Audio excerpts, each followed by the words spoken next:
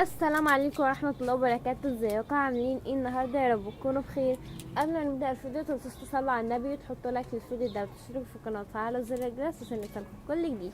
بإذن الله احنا في الفيديو ده هنعرف ازاي تعرف الأم الحامل، وكمان هنعرف الاحتياجات الغذائية للأرانب من العلف، وايه احسن نوع علف تستخدمه للأرانب السريع في زيادة الوزن.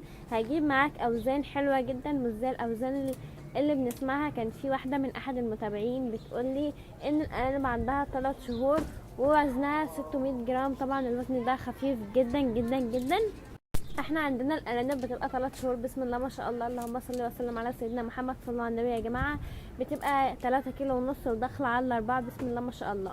عشان يا جماعه ما بنستخدملهاش ادويه ولا كل الكلام ده، ولا بنروح عند دكتور بيطري ولا كل الكلام ده. احنا بنعالج بالاعشاب، وكمان تستخدم نوع علف كويس وتحافظ على صحة الأرانب، تحطها في مكان كويس ونضيف ومش هتحتاج لأي أدوية بيطرية. وملحوظة، طول ما انت بتتفرج عليا هتوفر فلوس الأدوية ومجهودك في العلاج. أول حاجة بقى يا جماعة هنعرفها في الفيديو النهاردة ازاي تعرف الأم الحامل. طبعا أول 3 أسابيع مش بيبان على الأم خالص إذا كانت حامل ولا لأ، لكن بعد كده بقى بيبدأ يظهر ان هي بتبقى نايمة على طول ووزنها بيزيد، وتتلاقي بطنها كده كبيرة، تتلاقيها نايمة على طول وبطنها كبيرة ووزنها بدأ يزيد. ويا جماعة بتنام على طول كده، ما تتلاقيهاش قايمة غير تاكل وتشرب وترجع تنام تاني. وفي اخر اسبوع كده يا جماعة تتلاقيها قاعدة تحول شنط وقش وحاجات كده تمسكها في بقها. وفي اخر يوم خالص بتلاقوها بدأت تفرش بيتها بنفسها لو هي ارنبة كويسة. زي ما انتوا شايفين دي كده الارنبة اللي عندي حامل وباين عليها، لكن التانية عشر بس لسه يا جماعة مش باين عليها لان هي لسه في الاول. لكن دي اللي باين عليها لان تقريبا لسه لها اسبوع وتولد.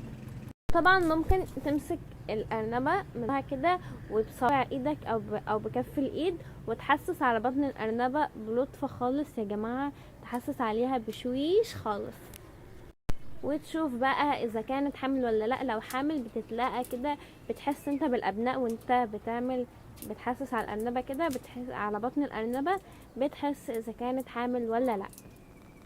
وكمان كفاية وزنها يحدد لك هي حامل ولا لا. وزنها بيزيد يا جماعة، بيزيد عن الاول، وكمان بطنها بتبقى باين عليها خالص ان الارنبة دي حامل. تعالوا بقى بينا نشوف ايه احسن علف تجيبه. علف ارانب بصار. طبعا العلف ده اللي انا ماشية عليه بجد يا جماعة علف ممتاز جدا، ومش بحتاج معاه اي املاح ولا اي فيتامينات، لان اوريدي زي ما انتم شايفين كده المكونات داخل فيها اعشاب طبيعية وداخل فيها املاح وفيتامينات. ما انتش محتاج تحط للارانب املاح ولا فيتامينات بعد العلف ده، لان كمان في بروتين خام لا يقل عن 18%، وطاقة مهضومة، ودهن خام لا يقل عن 2.7%، والياف خام يا جماعة الفوسفور. وطبعا زي ما انتم شايفين كده في المكونات فيها اعشاب طبيعية واملاح وفيتامينات وكل الحاجة اللي الارانب بتحتاجها. وكمان يا جماعة تعالوا بينا نعرف بقى ايه الاحتياجات الغذائية للأرنب من العلف. طبعا زي ما انتم شايفين كده بيبقى مكتوب في الورقة الأرنب بيحتاج قد ايه بالظبط. طبعا معانا الأم الفارغة أو الذكر 150 جرام، أم عشر بس بتبقى 200 جرام، أم بعد الولادة 300 جرام، أم بعد الولادة ب15 يوم عشر أو فارغة 300 جرام، زائد 25 جرام لكل أرنب صغير. أم بعد الولادة 30 يوم أو فارغة 300 جرام للأم، زائد 50 جرام للأرنب الصغير. يعني الأرنب هو عنده 15 يوم بياكل 25 جرام من العلف فبنزودهم مع الأم، لكن هو عنده 30 يوم قبل الفطام ب5 أيام بنزود له بياكل 50 جرام من العلف. طبعا أرانب تسمين الأسبوع، يعني أول أسبوع بعد الفطام من 300 جرام ل 500 جرام. أرانب تسمين الأسبوع الثاني من 500 جرام ل 800 جرام. أرانب تسمين الأسبوع الثالث من 800 جرام ل 120 جرام. أرانب تسمين الأسبوع الرابع حتى عمر البيع من 120 جرام ل 150 جرام. طبعا العلف ده يا جماعة فيه كل حاجة. وطبعا الورقة اللي بتيجي مع العلف ده فيها البرنامج الوقائي، ازاي تحمي الأرانب، وازاي يعني مثلا لو اجى الأرانب أي حاجة ازاي تحميها، وازاي تطهر المكان وطبعا الحاجات اللي فيها الاكل او فيها الميه لازم تتغسل كل اسبوع، والمكان بيتكنس كل يوم. طبعا بنطهره بديتول، بنمسحه بديتول كل اسبوع يا جماعه. يعني الحاجات اللي عندنا اللي الارانب بتستخدمها، سواء بيت الولاده، الحاجه اللي بنحط فيها الميه، الحاجه اللي بنحط فيها الاكل، المكان، كل ده يا جماعه بيتمسح بميه وديتول بعد كل اسبوع.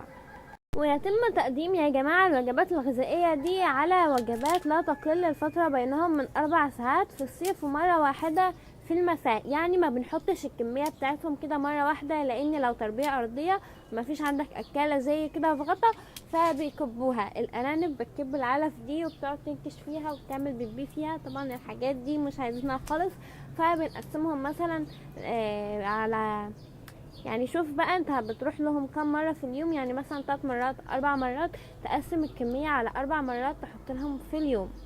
وطبعا اهم حاجة للارانب عشان مشروع يبقى ناجح، تهتم بالارانب. وطبعا مفيش حاجه اسمها لو انت اهتميت بالارانب وعملت لها كل حاجه، جبت لها نوع علف كويس ومشيت معاها خطوه بخطوه، الارانب ما هيحصلكش معاها اي حاجه ولا هتخسر فلوسك ولا كل الكلام ده.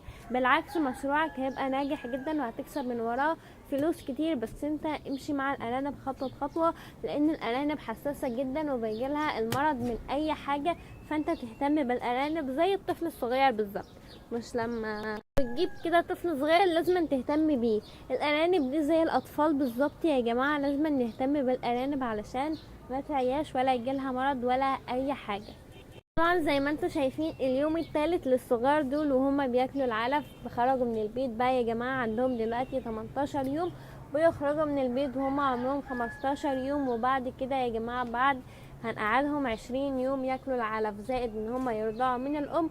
وبعد كده ب20 يوم لما يكون عمرهم 35 يوم بنبدأ نفطمهم، علشان الام ما لو عشر هيبقى لسه 5 ايام 7 ايام وتولد. يعني شوف انت معشر الام امتى. لازم نفطم الارانب وهي عمرها 35 يوم، ولازم تكون مأسس الارانب قبل ما تتفطم. لازم نكون مأسسين الارانب كويس جدا. زي ما شفتوا النهارده شفنا ازاي تعرف الام الحامل واحتياجات الارانب من العلف، وكمان ايه اكتر نوع علف مناسب. يا رب الفيديو يكون عجبكم، ولو عجبكم ما تنسوش تحطوا لايك وتشتركوا في القناه وتفعلوا زر الجرس عشان يوصلكم كل جديد. واتمنى ان انا بكون بفيدكم في تربيه الارانب، وان شاء الله هقدم لكم فيديوهات اكتر واكتر ومعلومات اكتر واكتر عن تربيه الارانب. وباذن الله طول ما انت ماشي معايا خطوه بخطوه تربيه الارانب بتاعتك هتبقى ناجحه ومش هتتشكى من اي مرض عند الارانب. كمان طالما انت ماشي معايا حط في بطنك بطيخه صيفي ومشروع الارانب بتاعك هيبقى ناجح جدا. مع السلامه، انتظرونا في